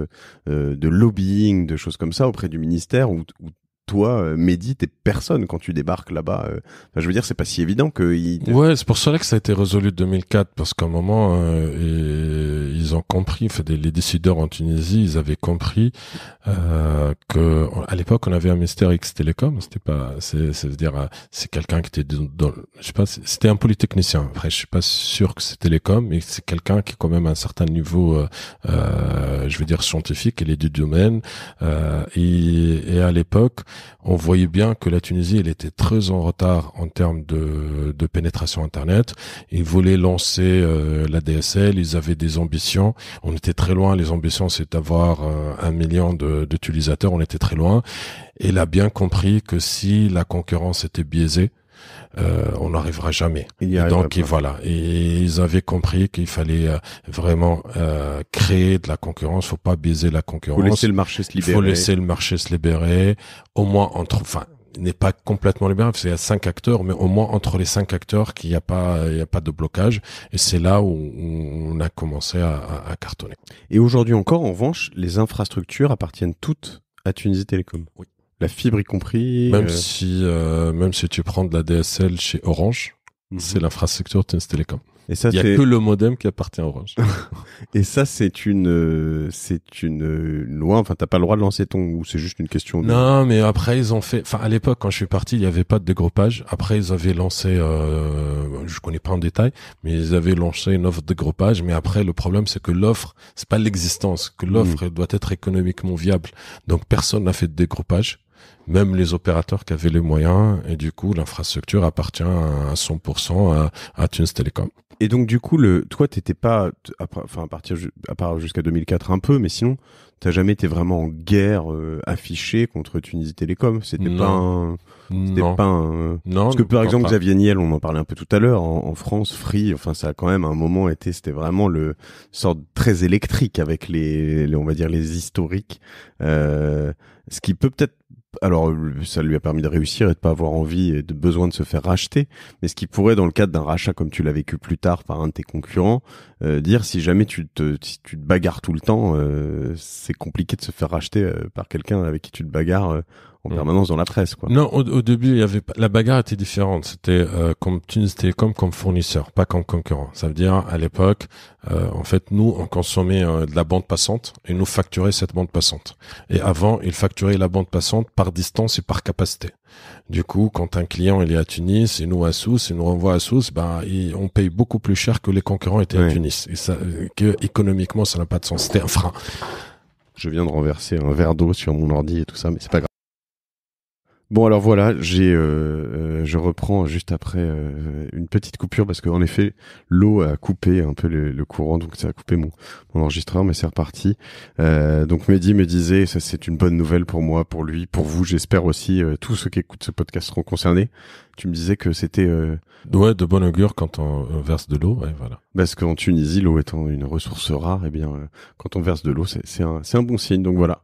Je suis ravi. On parlait des relations avec Tunisie Télécom, et du coup, tu me disais que oui, il y avait cette approche en tant que fournisseur, mais la guerre était pas tant que ça sur le côté commercial. Sur le côté commercial, eux, comme investisseurs, en fait, la loi les interdisait de fournir de l'accès Internet. Ils vendaient pas. Donc eux, ils étaient fournisseurs. C'est ce qu'un concessionnaire, comme j'ai dit, pour un constructeur. Donc eux, ils avaient besoin, au contraire, à la fin, ils aidaient les fournisseurs Internet pour qu'ils vendent plus, parce que s'ils vendent plus, et eux derrière, ils vendent plus, parce que ils faisaient que du B2B. En fait, en Tunisie, on avait un modèle très spécial. Il y a très rarement des modèles comparables dans le monde. C'est que il y avait les fournisseurs Internet, il y avait Tunis Telecom d'un côté, et que le client final, il recevait deux factures. Une facture de l'opérateur Internet et une facture de Tunis Telecom. Déjà, Tunis Telecom, elle facture le lien physique au client final et elle facture la bande passante au fournisseur. Donc finalement, sur le chiffre d'affaires total, à peu près 75% revenaient à Tunis Telecom. Donc, il avait intérêt à nous aider dans notre travail, pas à nous bloquer. Jusqu'à les dernières années. Voilà. Et donc, du coup, tu t'es fait racheter 10 ans après le lancement, c'est ça? En 2011. En 2010. 2010, d'accord. Ouais. 9 ans, donc à peu près, ouais. Comment ça s'est passé? C'est quoi? En fait, l'épisode a commencé en 2008 quand l'État avait décidé de lancer un appel d'offres pour un troisième opérateur. D'accord. Donc le choix s'est fait Orange avait gagné cet appel d'offres. Et c'était un consortium entre Orange et un groupe tunisien qui avait Planète, qui était notre concurrent. Donc c'est le deuxième après nous. Nous on avait 50% et Planète avait à peu près 30% de part de marché. Et ils avaient une licence qu'on appelle universelle. Donc ils ont déjà racheté Planète, donc ils avaient tout le portefeuille de Planète. Ils avaient le droit de faire du mobile, du fixe et de l'internet. Oui, parce que toi, faut le préciser quand même. À l'époque, avant l'arrivée d'Orange, les opérateurs, il y en avait deux, Ooredoo et à l'époque c'était Tunisiana, et Tunis Telecom n'avait pas le droit de vendre Internet. Donc, il avait le droit de faire du fixe. Enfin, Ooredoo n'avait pas le fixe. Tunis Telecom avait le fixe et mobile. Ooredoo avait le mobile et les opérateurs Internet avaient l'accès. C'était très cloisonné. Donc, avec l'arrivée d'Orange, ils ont changé les lois. Et du coup, les opérateurs, ils avaient le droit ils avaient un droit d'accès à tous les services. D'accord. Et le danger, ça a été à partir de cette date-là, parce que Tunis Telecom ne sera plus dans le futur un fournisseur, mais ça sera un concurrent. Et de l'autre côté, en face, il y avait Topnet qui avait 50% du parc. Donc voilà, Tunis Telecom, ils ont dit, il y avait deux choix. Soit il achetait un fournisseur Internet, soit recommencer de zéro. Il y avait pas beaucoup de choix parce que il y avait Topnet qui est 50, le deuxième c'était Planète 30% qui était déjà racheté par Orange, et le troisième avait 15% de part de marché, donc on avait trois fois plus gros, ou commencer du scratch. Donc voilà, ils nous ont contactés en 2009 et on est resté une année de discussion et ça a été finalisé 2010. Donc eux, ils voulaient se développer rapidement pour gagner du temps. Nous, on évitait une guerre frontale. En plus, l'infrastructure, c'était avoir comme concurrent le seul fournisseur. C'était un peu hasardeux. Oui. Ça pourrait entraîner une guerre des prix qui était destructive. On serait obligé à l'époque, Topnet, c'était quand même 450 personnes. Mais du coup, ils te mettent la pression là-dessus, ou... Bien sûr. C'était une année très difficile. C'est une année de pression parce qu'il fallait choisir. Parce que nous, on était en pleine croissance, tout se passait bien jusqu'à ce changement. Donc, d'un côté, on voulait continuer à avoir notre indépendance, on excellait, c'était la réussite. Mais de l'autre côté, on savait que les règles de jeu allaient changer. Parce que toi, c'est ça, t'as quand même jamais eu, vraiment de boss, jamais eu d'actionnaire. T'étais encore familial. Il n'y a pas eu de l'étranger. Ouais.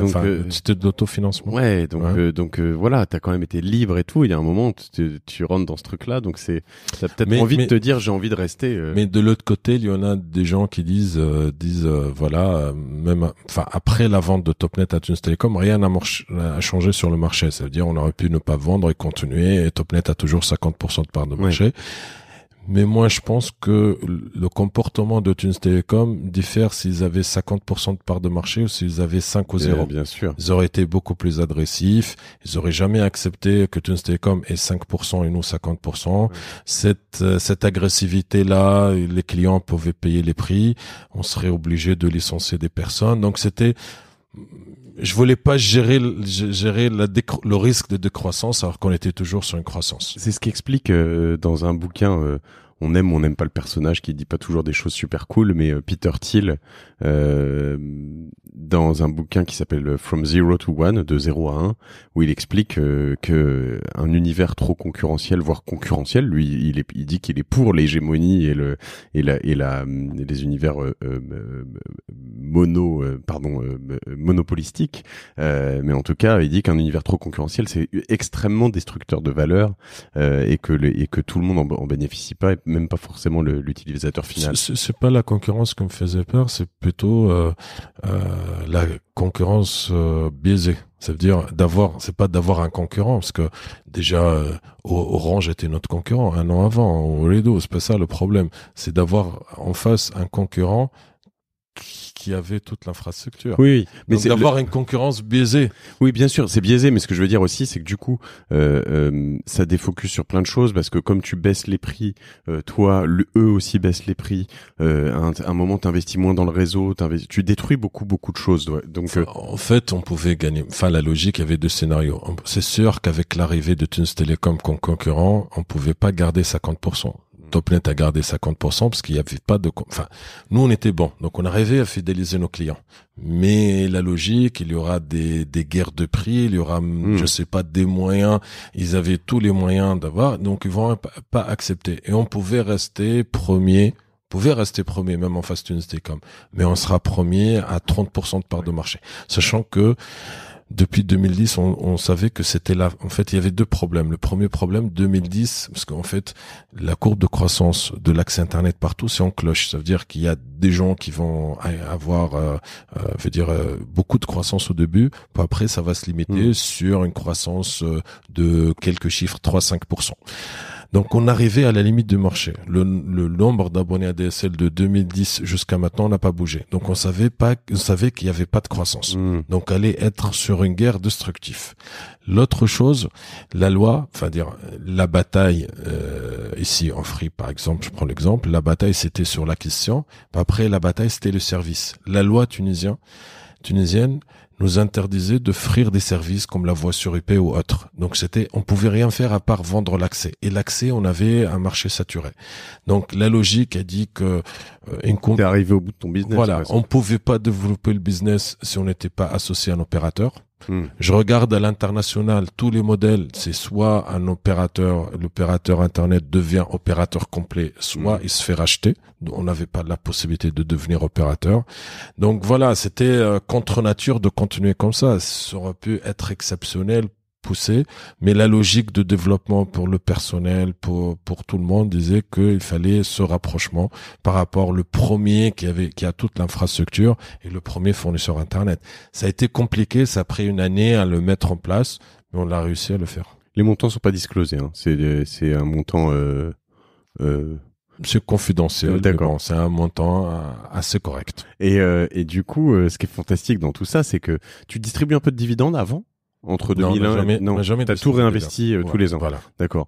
Donc quand t'arrives à la fin, en 2010, quand tu vends, non seulement puisque t'étais actionnaire majoritaire et tu t'enrichis personnellement, mais en plus ta famille qui t'avait accompagné, tout le Slow Money, c'est intéressant de te dire que t'as embarqué tous ces gens dans cette aventure et tout le monde, tout le monde en profite, quoi. Ça doit être assez cool dans l'idée. Exactement, exactement.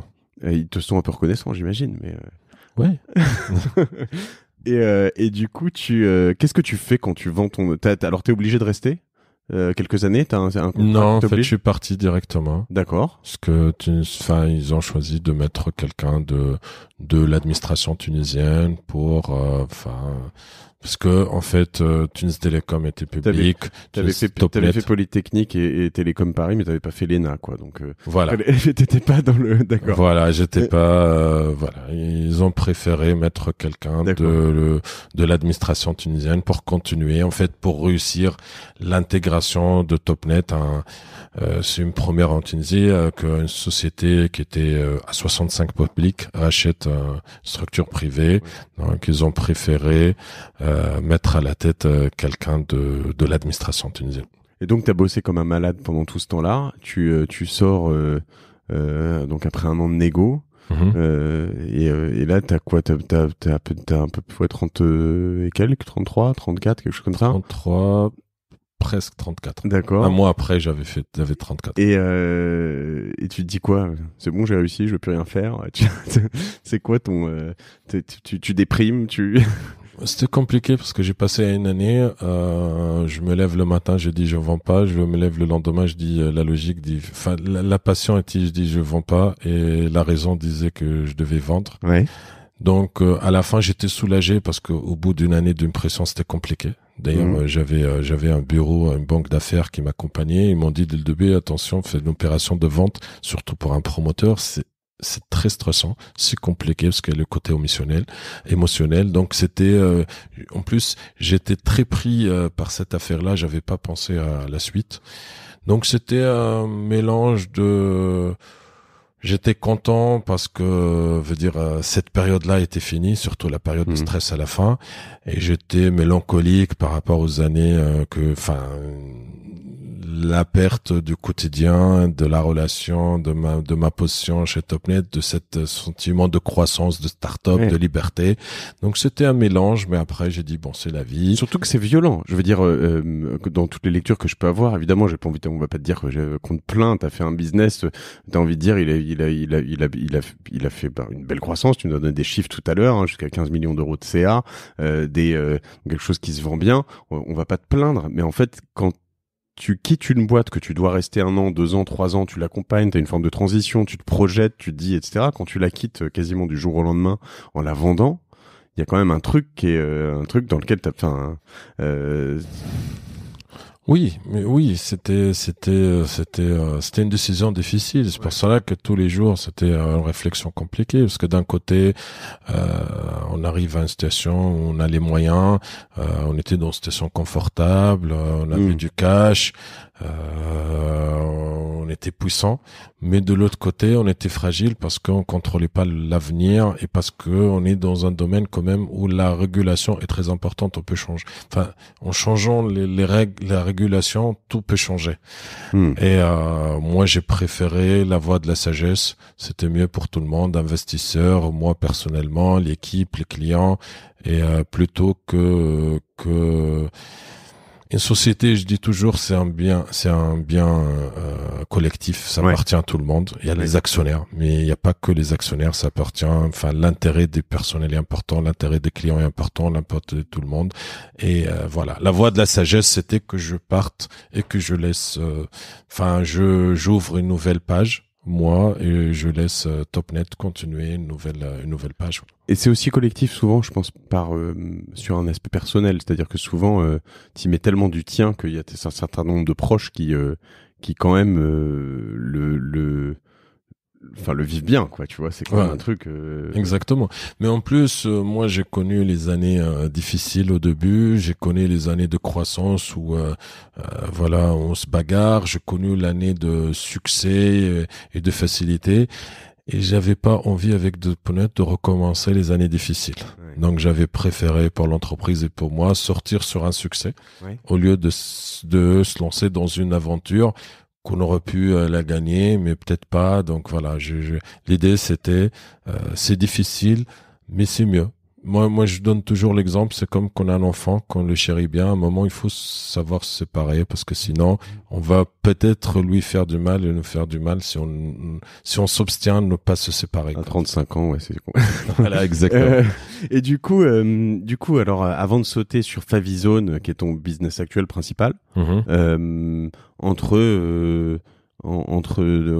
2010-2011 et aujourd'hui, et 2016-2017 où tu lances ce business, tu as eu pas mal d'activités, de d'investisseurs, d'incubateurs. T'es resté en Tunisie principalement? Ouais, exactement. Parce qu'après, en fait, j'ai réfléchi pendant 3 mois. L'opération s'est faite en juin 2010, donc j'avais pris 2 mois, 3 mois de vacances.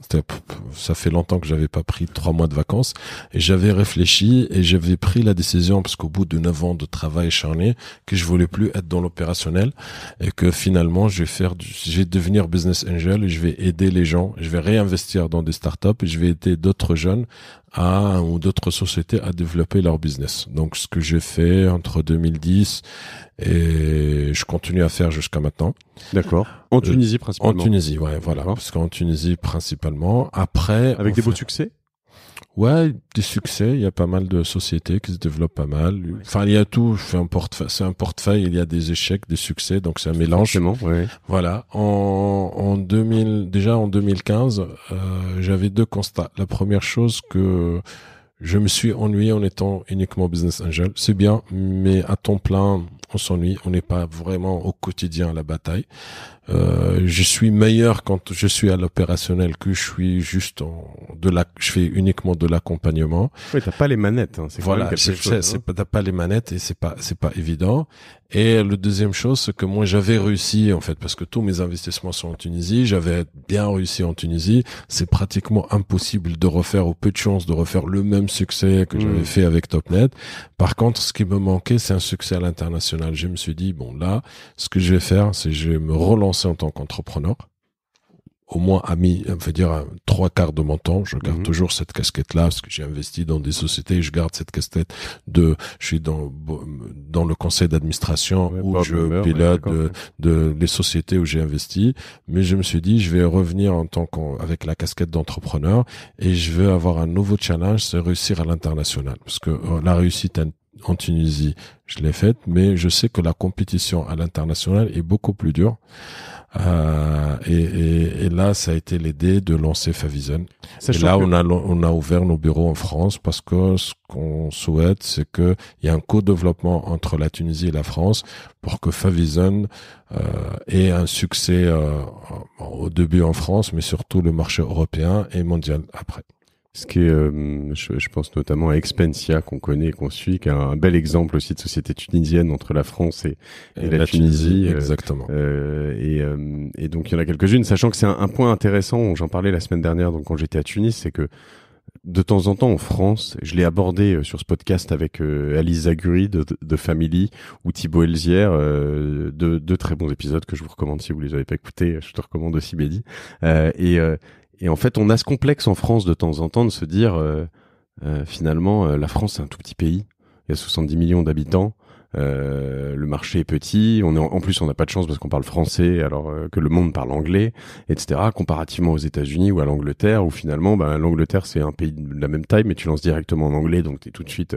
Et finalement, de plus en plus de Français lancent des startups directement à New York, à San Francisco.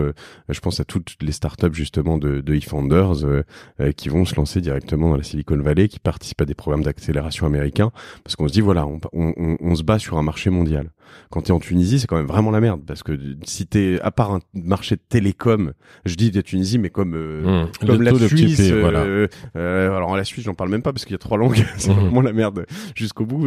Je suis en Suisse demain, j'adore la Suisse. Mais ne m'en voulez pas, mes chers auditeurs suisses, mais ou le Portugal ou des tout petits pays, la Lituanie, je veux dire, et du coup c'est vraiment relou.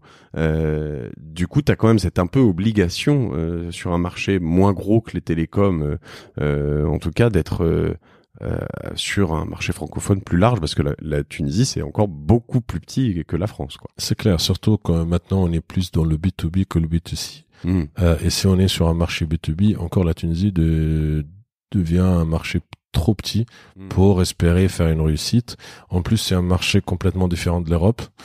Du coup, même si le modèle un peu général, après on commence de la France ou des États-Unis, c'est faire une réussite locale pour développer à l'international. Et une réussite locale, en Tunisie, n'est pas synonyme d'une réussite internationale parce qu'on est dans des configurations de marché, des besoins, des structures complètement différentes. Donc du coup, on est dit, dès le début, il faut qu'on ait soit une réussite à l'étranger, soit pas de réussite. Ouais. Ça n'a pas de sens de développer une réussite en Tunisie et après aller dans des marchés complètement différents, avec des challenges, des compétitions complètement différentes. Donc notre objectif dès le début, on a choisi le marché français, c'est normal. Moi, j'ai fait mes études en France, c'est mon deuxième pays. Je gardais toujours une relation, j'ai un carnet d'adresses. Il y a la facilité de la langue, c'est à 2 heures de Tunis, donc il y a tous les atouts. Je me voyais pas déjà me relancer avec les débuts. C'est pas facile, mais me relancer à mon âge à partir des États-Unis ou l'Angleterre, c'était inimaginable pour moi. Donc Favizone. Ouais. Et donc là, on revient dans un univers alors d'ingénierie quand même assez poussé aussi là-dessus, en soft. C'est soft, du chatbot principalement pour des e-commerçants. Voilà. C'est ça. Voilà. Donc le chatbot pour recontextualiser, ce sont finalement on a souvent, tu parlais par exemple tout à l'heure de call center, on a souvent de plus en plus des interactions écrites avec des services clients, par exemple je sais pas, ça peut être La Redoute, Cdiscount, Amazon, peu importe, avec quelqu'un, soit tu as un problème sur ta commande, soit tu veux un renseignement sur une commande, soit tu veux un problème de SAV, etc. Et l'idée c'est que, tu me dis si je dis des conneries, mais ce que j'en vois, l'idée c'est de dire que tu as un bon tronc commun de toutes ces discussions qui sont les mêmes questions, les mêmes choses qui reviennent. Donc tu peux faire en sorte qu'une machine réponde à une partie de ces interactions. Si j'ai un problème de SAV, si j'ai un problème de un certain nombre de choses, finalement, souvent l'opérateur derrière son téléphone ou derrière son écran de chat, il va aller chercher les réponses dans un endroit et plutôt que de lui faire ça, tu peux peut-être faire en sorte que ce soit la machine qui réponde directement.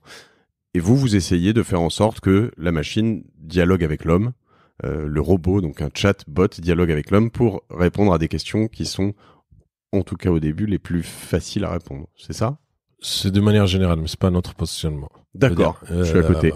Non, je veux dire, parce qu'en fait, chatbot, surtout les 2 dernières années, c'est quelque chose qui a fait le buzz. Ouais. Et l'usage le plus important, ça a été le plus évident sur le service client. Il y a beaucoup de startups qui sont placées sur ce créneau-là avec des réussites plus ou moins. Il y en a qui cartonnent bien, il y en a moins.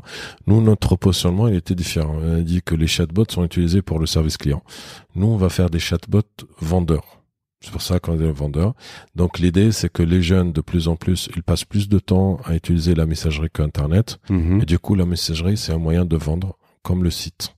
D'accord. Et l'idée, notre promesse, c'est que les commerçants ont créé un nouveau canal qui est embryonnaire peut-être maintenant, mais à fort potentiel. On a commencé par des chatbots Facebook Messenger, mais l'idée c'est d'avoir demain sur tous les canaux. Ça peut être sur du Google Assistant partout. WhatsApp. Voilà. Okay. C'est que les gens, en fait, ce qu'on appelle le commerce conversationnel, c'est automatiser le commerce conventionnel. C'est qu'au lieu d'aller voir un site et choisir, on peut dialoguer avec un bot un robot qui va nous aider à nous proposer le bon produit et rapidement. D'accord. On utilise beaucoup de technologies derrière et des data. Pourquoi ? Parce que il y a de traitement du langage humain, mais derrière pourquoi un bot sera plus spécifique, c'est parce qu'il peut personnaliser. Donc je peux essayer de comprendre le contexte, parce qu'il y a toute une phrase, c'est pas des mots-clés. Et la deuxième chose, je peux connaître progressivement, parce que contrairement à un site web où l'identifiant n'est pas unique, je vais utiliser des termes techniques, les cookies sont pas uniques, par exemple sur les applications de messagerie, on a un identifiant unique. Je le connais. Donc je connais ce qu'il a vu, qu'est-ce qu'il a aimé, qu'est-ce qu'il a acheté, et du coup mon robot ne peut que s'améliorer avec le temps, et il peut connaître la personne, il peut connaître ses goûts et lui proposer la bonne chose. Donc notre ambition, c'est de faire sur les réseaux sociaux l'expérience client quand on arrive dans une boutique avec un vendeur qui va nous accompagner. Mais derrière, bien sûr, qui va jamais égaler l'homme, mais améliorer l'expérience ou apporter une expérience différente par rapport au site web. Concrètement, donc aujourd'hui, j'arrive demain, je sais pas, sur un site marchand qui vend peu importe quel produit, et je veux dialoguer, alors soit par une fenêtre qui est là, soit par un messenger Facebook, soit sur WhatsApp peut-être ou quelque chose comme ça. Je commence à parler, à dire tiens, je pourrais dire par exemple, je cherche une nuit d'hôtel à Genève. Il sait que j'aime plutôt les hôtels X étoiles, que je suis pas prêt à mettre plus que ça dans un hôtel, que je veux absolument une salle de sport et machin. Et du coup, il va choisir au fur et à mesure, en me connaissant de plus en plus, les bonnes offres qui me correspondent. Exactement. D'accord. L'idée, c'est qu'aujourd'hui, sur les commerces, en général, il y a 2% de taux de conversion. En général, 85% des gens qui rentrent sur un site e-commerce ne reviennent pas. Je parle pas des très gros, je parle pas des Amazon ou Cdiscount où les gens reviennent régulièrement. Les autres, en général, il y a beaucoup de départs. Enfin, il y a très peu qui reviennent. Du coup, en fait, l'idée, c'est qu'on crée une relation plus humanisée, même si c'est par des robots, sachant que ce robot-là qu'on crée, l'idée, c'est quoi? C'est de voir la première ligne automatisée pour gérer le nombre, mais escalader à des humains pour les besoins spécifiques. Ouais. Dès que le robot comprend plus ou quoi que ce soit, il y a un problème, boum, il y a un humain qui il y a un humain qui peut intervenir et il peut gérer d'une manière parce qu'il peut aider à proposer le bon produit. Puis après, si le client, il a des besoins très spécifiques ou pose une question qu'il comprend pas, l'avantage, c'est que il y a un humain qui peut intervenir. Sur un site, c'est très difficile de le faire et voir, c'est impossible c'est pas impossible, mais l'expérience est complètement différente. Un peu, le commerçant est passif. Dans le sens, si le site est optimisé, le client a une bonne expérience, il va finir par acheter avec un bon taux, ce qui n'est pas le cas de tous les sites, à part les très grands. Par contre, s'il rencontre un problème, s'il y a une information qui est manquante, ou s'il veut quelque chose de très compliqué, il veut pas passer beaucoup de temps sur le site, en général, il part, il achète pas. Tu dis qu'il sera jamais meilleur que l'humain, mais il y a quand même des choses sur lesquelles, justement, un bot, par rapport à la data qu'il a, il y a des choses, quand tu sautes alors oui, il sera jamais, si je parlais toujours au même humain qui était derrière, qui me connaissait très personnellement peut-être, mais je veux dire, quelque part, si un bot, il sait qu'à chaque fois que je reviens sur l'exemple des hôtels ou d'un restaurant pour faire une réservation, si le bot, il sait que je suis, que j'aime ce type d'hôtel, j'aime ce genre de choses, que il faut qu'il soit noté plus de 4 étoiles, que machin, etc. Il y a un moment où il va me proposer tout de suite des choses qu'un humain pourrait pas me proposer parce qu'il a pas la data derrière. Non, le problème, c'est que qu'il n'a pas de data. Si, par exemple, tu poses une question du genre, je cherche un hôtel où il y a un espace de jeu pour les enfants. Si cette information n'existe pas dans les fiches des hôtels ou des chambres, il saurait pas répondre, le bot. Il va dire, bon, je sais pas. Un humain peut toujours escalader, chercher l'information qu'un bot le fait pas. Ouais, donc, en général, le bot, il saura répondre tant qu'il a l'information. Le problème, c'est quand il n'a pas l'information. On n'a pas, quand vous rentrez sur une fiche produit, parce que ce qu'on collecte, c'est l'information qui existe sur le site. Vous avez des informations plus ou moins riches, mais il y a toujours une petite information qui manque. Et le bot, il va pas, c'est pas un bot universel qui connaît tout. Donc, il sait pas répondre, il va escalader. Et l'avantage, c'est qu'il garde cette relation-là et qu'il y a le commerçant, il a toujours la possibilité de revenir au client, contrairement sur le site web, et de le proposer le bon produit ou répondre à son besoin. Et ton intuition là-dessus par rapport à la voix notamment et à la machine, est-ce que on a vu quelques expériences récemment, c'était chez Apple, je crois, sur des machines avec qui on parlait avec des intonations, un certain nombre de choses. Tu crois qu'on va pouvoir parler avec des chatbots dans le réel prochainement Non, c'est pour cela qu'on est resté. Je pense que ça va prendre beaucoup de temps. Je veux dire, en général, quand on a des expériences, ça reste quand même. On a l'impression de parler à un enfant. Donc notre solution, c'est pas un miracle, mais le chatbot peut être très très puissant quand il a une application très spécifique. Et dans notre cas, c'est aider les clients à chercher le bon produit. Donc il est très bon quand on fait ça. Mais après, dès qu'on commence à poser des questions à droite à gauche, bien sûr, c'est un chatbot très limité. Ça va jamais remplacer l'humain, mais il peut être très expert dans un domaine et proposer une bonne expérience. Donc, je pense que sur des applications très pointu, très spécifique, les chatbots peuvent être très pertinents, mais pas de manière générale pour faire une discussion normale avec les humains. Et pour les e-commerçants qui nous écoutent, un Favizone, comment je l'intègre? C'est facile, c'est il y a tout un plugin, tout un machin, où il faut être déjà assez gros. Non, mais notre objectif, c'est d'apporter de la technologie et de nouvelles solutions pour les petits moyens e-commerçants qui sont en général ils ont sous la pression des gros acteurs. D'accord. Donc c'est une solution SaaS. L'intégration se fait simple, en quelques clics, quelques minutes, se fait directement en ligne, il s'inscrit, il a le tag, et sur un modèle aussi assez souple, donc il n'y a pas de frais d'installation, il y a 30 jours gratuits, et il paye uniquement s'il y a des ventes. Donc on prend juste une commission de sexe, donc il a un ROI garanti. Donc l'idée c'est vraiment d'ouvrir à tout le monde, de dire c'est un nouveau canal, ça va se développer, et notre avantage c'est que notre objectif, c'est que notre bot va s'améliorer avec les usages. Parce qu'en général, le bot, il s'améliore avec les erreurs. Donc, plus il y aura des clients, plus il y aura le client final, plus le bot va être meilleur, plus tout le monde va gagner. Ce qu'on appelle le machine learning. Voilà, exactement. On apprend plus, même les humains. Hein. Les humains, ils apprennent plus des erreurs que des réussites. C'est ça, tu parlais d'échecs tout à l'heure.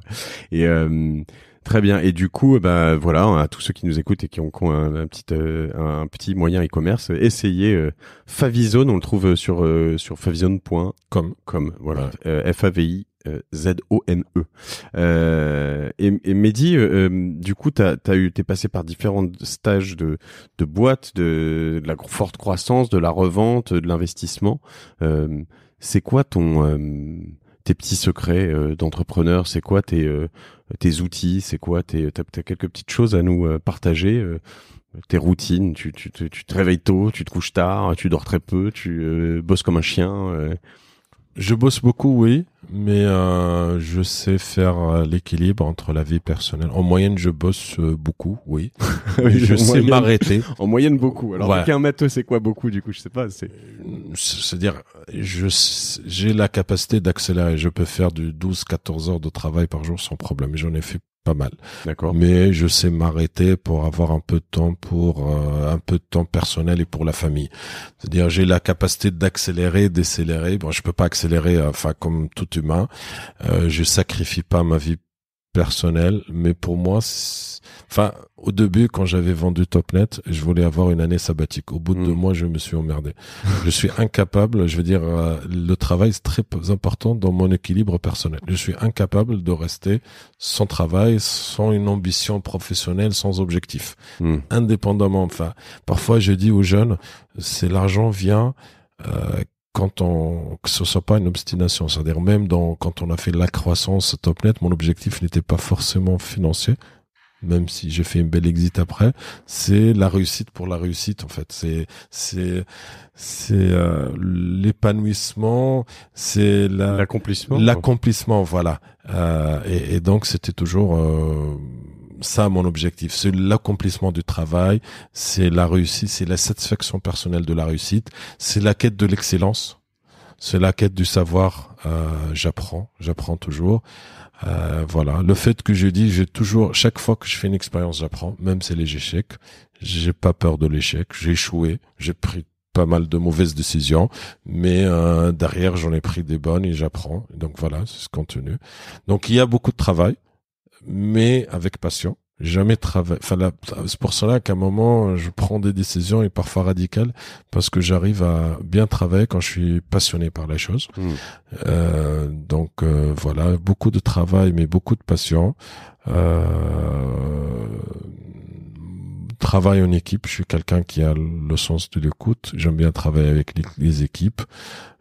Voilà, je suis quelqu'un qui a les pieds sur terre, donc je suis pas quelqu'un qui a eu l'euphorie du succès. Il y a beaucoup de gens qui, parfois, quand ils réussissent, il y a plus de risques d'échec au début de la réussite que le contraire. J'avais toujours pieds sur terre, voilà. Et du coup, parce que tu passes après en plus quelqu'un sur un épisode, Jérôme Dumont qui a écrit la 25e heure, qui a fond sur la productivité, l'efficacité au travail, l'accélération, etc.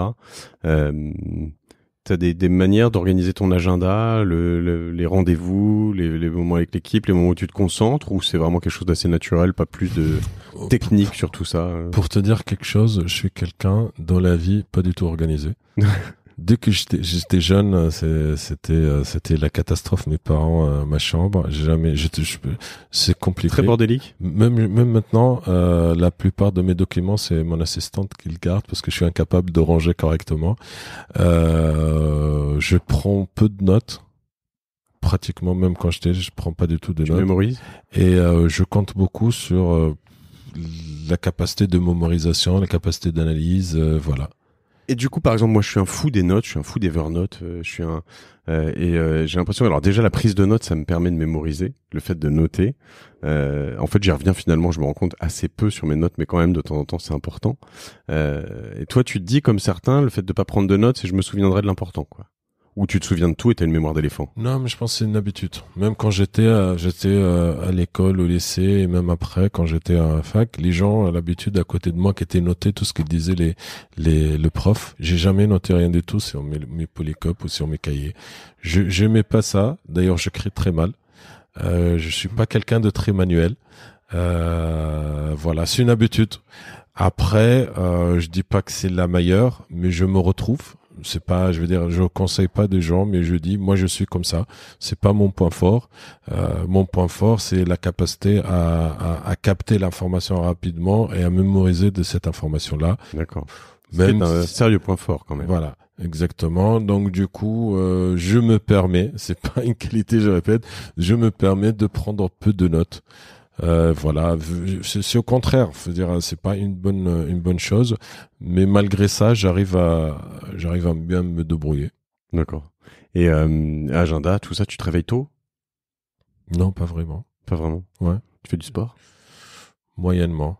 Pas vraiment. J'ai toujours gardé le rythme un peu français, travailler tard et me réveiller tard. D'accord. Enfin tard. C'est vrai, on a pas très tôt. Oui. Voilà. On a toujours. Mais je travaille très tard. Je Je commence ma journée, on va dire, à partir de 9h, entre 9h et 10h. Mais en général, je finis 9h, 10h aussi. Oui, parce qu'en effet, dans beaucoup de pays, alors anglo-saxons particulièrement, mais même nordiques et ailleurs, hein, c'est 8 heures le travail. Ouais, mais en voilà. Tunisie, 8 heures. Donc, j'étais pas Ouais. le premier à arriver au boulot. Mais je souvent, à fais toujours 18 heures, il y a plus personne. Voilà, en général, le dernier à partir. Oui, d'accord. C'est un rythme, voilà. Très bien. Est-ce que tu peux me dire pourquoi tu cours? Pourquoi t'avances? Pourquoi tu fais ça? C'est quoi la réussite? Tu me parlais de réussite. Pourquoi la réussite? Oui, c'est pourquoi tu cours. Qu'est-ce que tu cherches? Finalement, tu pourrais dire. En fait, si je regarde, c'est toujours un objectif. Ouais. Dès que tu l'atteins, tu cherches un autre objectif. Je sais pas, je peux pas rester dans la vie sans objectif. Je sais pas si un jour je vais prendre une retraite, mais aujourd'hui, son objectif passe sur le plan personnel, professionnel. J'arrive pas à garder la patience si j'ai pas d'objectif. Donc chaque fois que j'atteins un objectif, il faut que je crée un nouveau objectif et il faut que ce objectif-là soit assez difficile pour que ce soit assez challengeant. Et il y a cette ivresse de la complexité des choses. D'accord. Et ce qui augmente la joie de l'accomplissement, de la réussite, c'est la réussite, voilà. La réussite l'atteinte de cet objectif. Cet objectif, voilà. J'ai toujours, très jeune, même dans les études, c'était Polytechnique. voilà, faire de grandes écoles, faire Polytechnique, créer une start-up. Dès le début, quand j'ai créé la start-up, mon rêve, c'était faire un exit. Voilà, c'est toujours esprit, c'est pas la start-up la société que je vais passer toute ma vie à la gérer, et mes enfants vont l'hériter. Donc, j'avais toujours cet objectif-là. Donc, j'ai réussi à avoir une partie de mes objectifs et chaque fois que je réussis, je crée de nouveaux objectifs et je pense que c'est sans fin. Si tu avais l'occasion de voir Mehdi à 18 ans, 17 ans, juste avant de partir en France et que tu pouvais lui donner un message, tu lui dirais quoi? Si c'est tout à refaire, je referais exactement le même parcours. Je dirais, voilà, t'es sur la bonne voie, continue. Le rêve, je suis quelqu'un de très rêveur. Ouais. Je suis réservé, donc l'impression que je suis très objectif, très carré. Au contraire, je suis rêveur. J'ai toujours rêvé, j'étais toujours un grand rêveur. Ce qui m'a aidé en fait à garder. Je me rappelle quand j'étais à Topnet, je voulais, entre autres, pourquoi j'étais en autofinancement, je suis allé voir un investisseur pour lever des fonds. Et j'ai fait un business plan, j'étais le dernier, pas le dernier. J'ai fait un business plan où je serais le deuxième en Tunisie avec 20% de part de marché. Il m'a dit c'est impossible, tu peux pas, on était 3%. Tu peux pas partir 3%, il y a 2 très forts et tu peux être deuxième à 20%.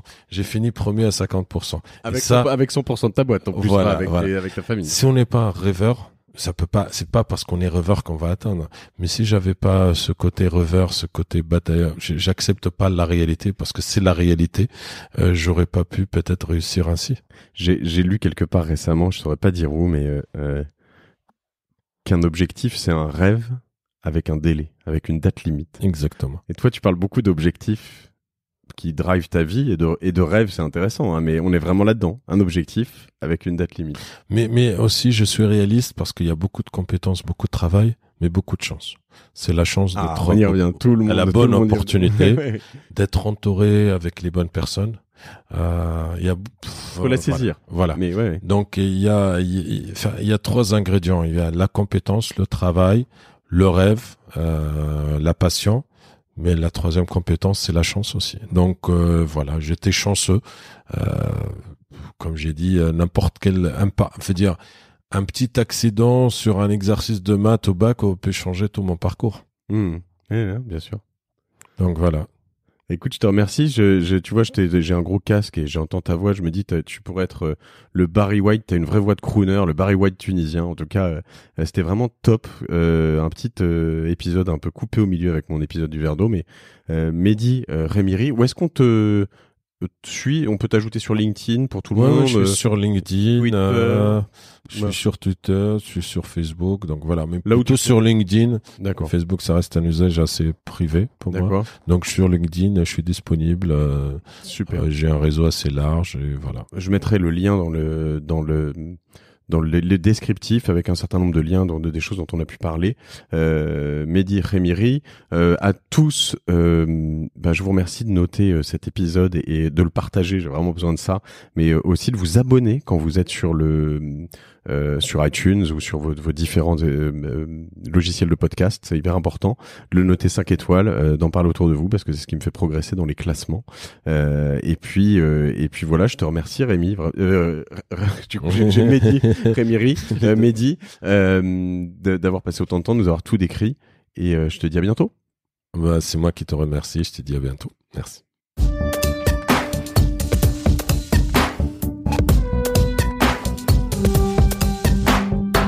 Merci d'avoir écouté Génération Do It Yourself. Si vous voulez me soutenir, n'hésitez pas à vous abonner à ce podcast sur iTunes ou SoundCloud, à le noter et à en parler autour de vous.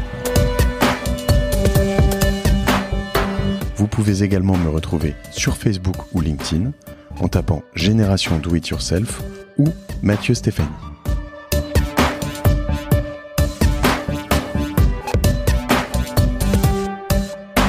Merci à Cosa Vostra pour la production de ce podcast.